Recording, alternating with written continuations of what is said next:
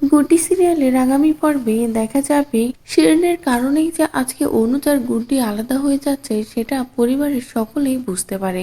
বুঝতে পেরেই মিঠি তো সহ্যই করতে পারে না। মিঠি সকলের সামনে শিরিনকে বলে, আচ্ছা শিরিন, আমাকে একটা কথা বলো তো, সারা জীবন এভাবে অনুজকে ভয় দেখিয়ে সংসারটা করতে পারবে তো? এভাবে সংসার টেকাতে পারবে?